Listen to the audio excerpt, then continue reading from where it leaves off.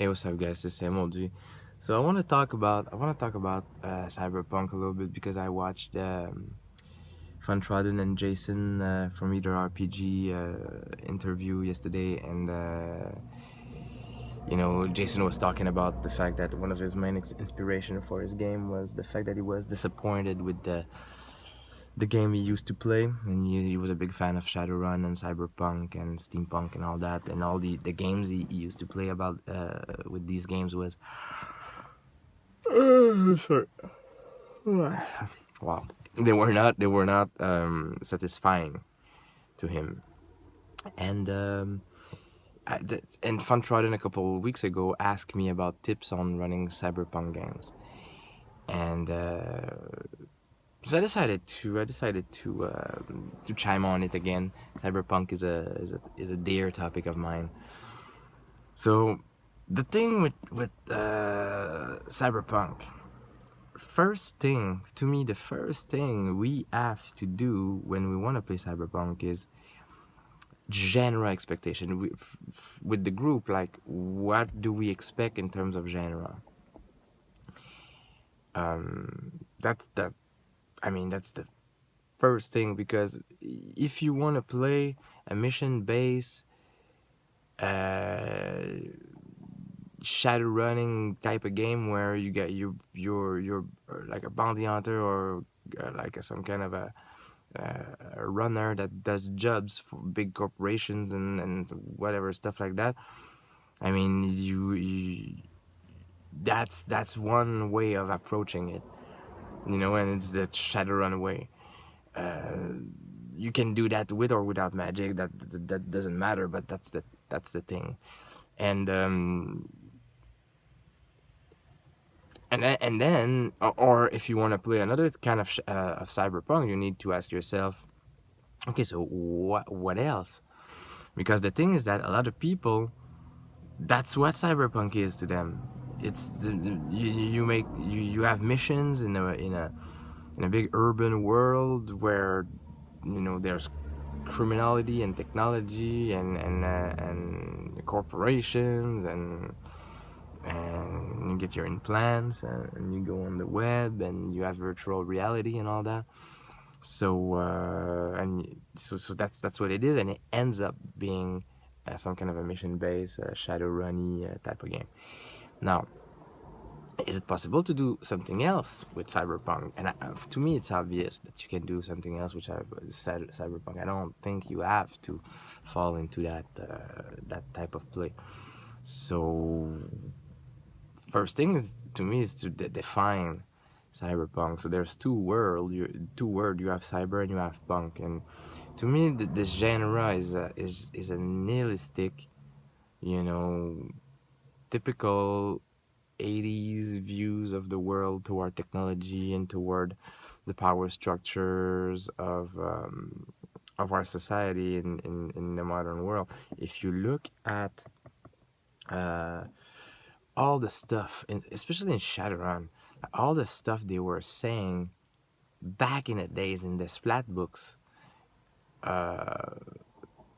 even a little bit in Cyberpunk 2020 bit, but Shadowrun, they were visionaries. They were saying stuff that's currently happening right now, like relationship to the indigenous people, the way technology went, especially the way the corporation and the government made deal. I remember that there was a deal with Obama. I don't know if it's Obama Act or something, that gave so much power to Monsanto. And it was the first time there was a law that allowed a law from a government in the United States that allow a corporation to bypass a law. And it was in 2012, I think, if I remember. And it was for Monsanto, and I was reading a lot of Shadowrun back in the days, and there was a date in the Shadowrun Almanac where the U.S. government did the same thing, or something like that. It was not with Monsanto or whatever, but it was first time a law was passed for a corporation, and I was like, man, they kind of predict the future, right? So what the these games, like in the so what kind of cyberpunk? I mean, do you go into the, because the part, it's a nihilistic view of the genres, and like a nihilistic view of the of the society, and how technology interact with it, and where it goes, and how it goes, and what's the place of the individual in that world. So you have this idea of, okay, so if there's no meaning to my life as an individual, what shall I do? Well, all I have is this massive technology to define myself with and interact with.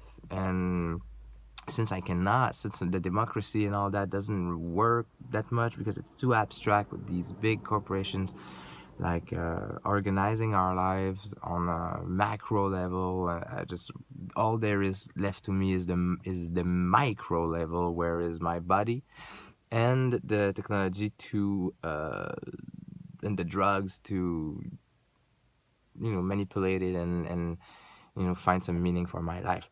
Now, that being said, it creates these really nice existentialistic uh, campaign that you can play, where the goal is character based, is character development, and narrative story arc that you can interact with and play. So it doesn't have to become that Shadowrunny mission based kind of thing, where you have twist over twist over twist and fall into that genre. So cyberpunk as a genre has this spectrum between these two ideas to me, and you find that in the own definition of the word.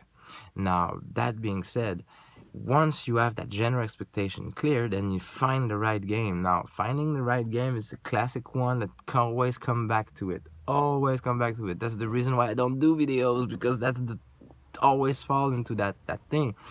And but the problem with cyberpunk, though, it becomes really really crucial, because there's not a lot of it. There's not a lot of cyberpunk game, good ones. Shadowrun is, I mean, I don't want to be politically incorrect, but it's just a bad game. It's just bad. It is just bad. It's poor. It's poorly designed. I'm gonna be super mean. People are gonna hate me. I don't care. But it's a old task resolution system that is over designed through the years. So it becomes super clunky, and it's super slow, and it doesn't, the mechanic is not satisfying for the needs of what it can do. So whatever. Now, so now you have this one. So if you the setting is great. I mean, it is what it is. So it's a fantasy cyberpunk thing with the elves and the orc and all that. On the other side, you have the urban fantasy cyberpunk thing. On the other side, you have Cyberpunk 2020, which is, to me, the greatest one. It needs a little act, though, but to me it's the best. You can hack it a little bit to make it a little bit more narrative and all that. I have a video on my channel about this. I think I describe how I would do it. So that's worth maybe a watch, because the character creation is really cool in Cyberpunk 2020, and the mechanic is really old but really simple, so you can take advantage of that. And then you have Tech Noir. Tech Noir would be perfect to honestly to go beyond the mission based Shadowrunny type of genre, but the Tech Noir mechanic is the design, the idea of design. I mean, I'm not there yet. I would honestly, I think right now I'm just talking about it. I need to buy the game. I need to read it, because it's really nice what they did. But there's a video online on YouTube describing how to play it. And man, I've been watching this video over and over again, and I still don't get it. I might be slow, but I just don't get it. So that scares me, when you don't understand the mechanic right away. It's like, man, there's too many manipulation right there. But the character sheet and the way you describe and the words you use and how that changes, Tech Noir is well worth to take a look. Then what else?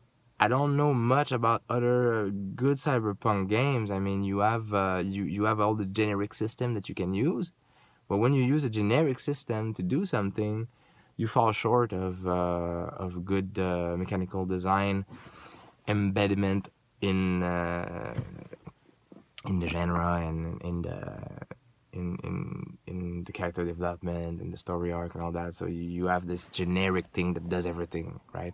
So you're always gonna fall short of how I want to represent that aspect of the genre mechanically. You don't have it. So that being said, in terms of a good game, because the thing with Cyberpunk is the gear. Gear is super important in the design. You need to have a good gear system. Like implants and drugs and all. You use these things and weapons and all that. And also, you don't even have to have weapons when you play Cyberpunk, depending on the genre, right? So that's another important thing to be discussed in the genre expectation. But anyway, so that being said, that's how I would go by it now. In terms of how you run it, um,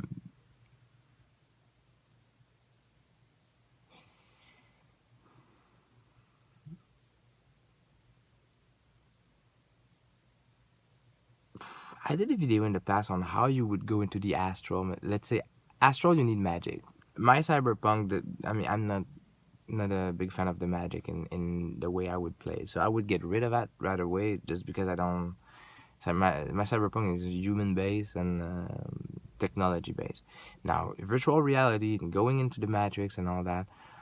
I look at where we are right now, and I don't see myself in the near future going into a virtual reality to Google stuff, right? Even with the Google glasses, it was not it was not really that. So do you really need? That's a really important question. Do you really need to create a web plane to have a really good cyberpunk futuristic game? If you're not comfortable splitting the party into planar and having a like an unconscious body somewhere, you know, that is hooked to via Bluetooth to something like the Matrix or whatever, and you have to deal with these things. Well, you don't really have to, and that's one thing. Ask yourself the question: do I really need to do that plane? Now, the other thing that is interesting is player responsibility. So you give that the player who wants that plane, wants to go there, give it. If you're the GM, you give the narrative responsibility 100% to him. When you go there, entertain us. You want to play that Matrix guy? You want to go into virtual reality and manipulate information and data and all that there? Entertain us. Tell us how it goes, how you do it, and make sure you're entertaining for us while you're doing it. If you don't have the player skills to do that, well, just do something else. Because as a GM, if you have to be GM, if you play the type of game where you have a GM, and you want to do and you have that responsibility on yourself, it's just annoying. It's just to me I don't have the experience, all the experienced GM that I know that I've dealt with the situation of splitting the party into planes and stuff like that. They always have tips like do a little session with him alone, make it short, stuff like that. It becomes a logistic thing. So if I would go with the player skill. Like if you're good, entertain us, and we're gonna make it fun. And otherwise, you do something else. So that's my thing. There's I mean, there's no way around it. You cannot have two games, and some GMs are really good at making like two games at the same time at the table and all that. It's not for everybody. So yeah, yeah, that's what I have to say about Cyberpunk. I mean, to me, it all comes down to this: finding if the gear systems to have a good representation of the cyber technology and the relation with the body and all that. And I haven't seen a game that does an incredible job with that. And then the genre expectation. That's how I would go about it. The rest is just aesthetic, honestly. And my favorite one is still Cyberpunk 2020 with a little lack to make it a little bit more like a shared narrative story game kind of thing. All right, thank you very much for watching. Talk to you soon.